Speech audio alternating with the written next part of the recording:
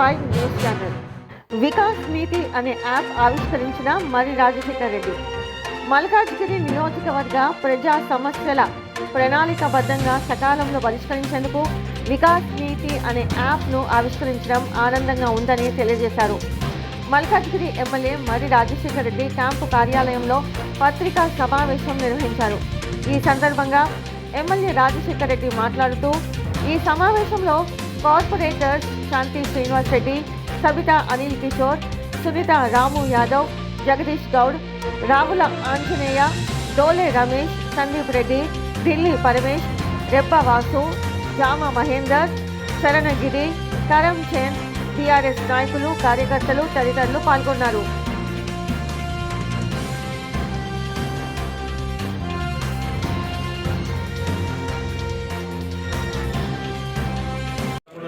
చాలా నుంచి డిస్కస్ చేస్తుంటే దానికి మనకి ఏంటంటే ఈ వికాస్ నీతి అనే యాప్ ఏంటంటే దీంట్లో ప్రజలు నేరుగా 4-5 వేస్లో కనెక్ట్ చేసుకోవచ్చు.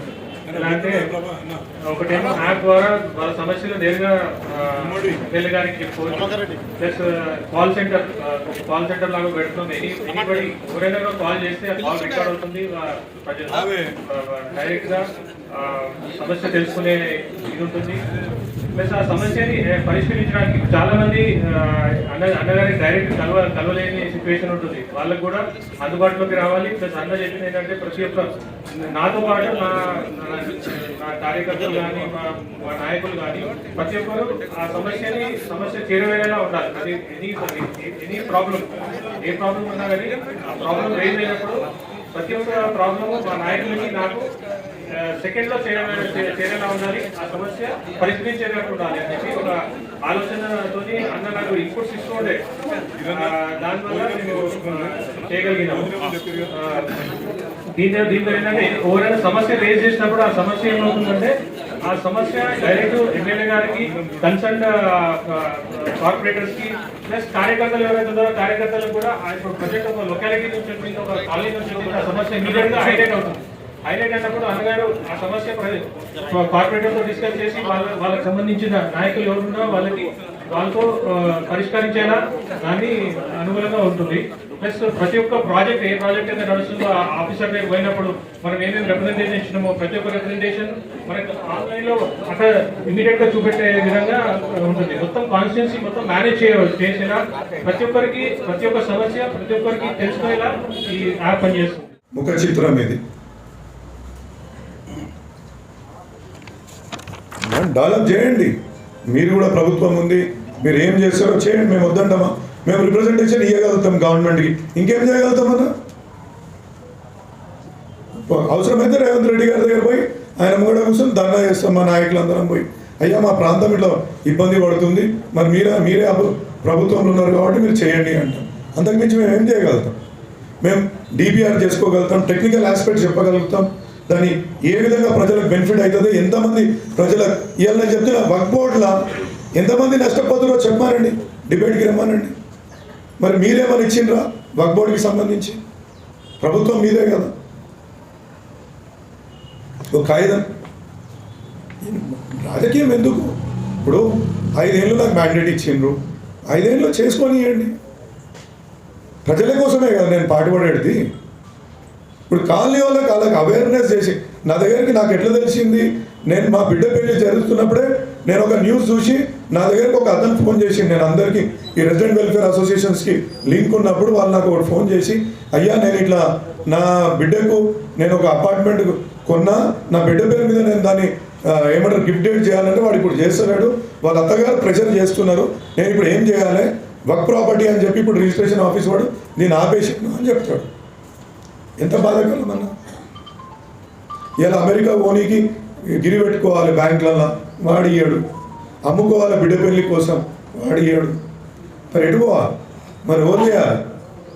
మీరు చేయండి కదా. మీకు అడ్వాంటేజ్ ఉంది, మీ ప్రభుత్వం ఉంది, వద్దన్నమ్మా. ఒక విజ్ఞప్తి, ఇప్పుడు రేషన్ కార్డులు ఇస్తా అంటున్నారు, ఇందిరమ్మ ఇండ్లో ఇస్తా అంటున్నారు, గృహజ్యోతికి సంబంధించిన సమస్యలు, ఇంకెటువంటి సమస్యలైనా ప్రజల దగ్గరకు వండి నాకు ఒక్క రిప్రజెంటేషన్, ఈ పలానా వ్యక్తి ఇది రాక ఈ ఇబ్బంది పడుతుందనే తీసుకొని మనం తప్పకుండా అవన్నిటిని సాల్వ్ చేసాం. ఇప్పుడు ఇందిరమ్మ ఇండ్లు ఇస్తా అంటారు, పేర్లను ఎక్కియగలిగినాం. ఇంకా ఎవరో ఏ మూలకో ఒకరో ఇద్దరో మిగిలిపోయి ఉండొచ్చు.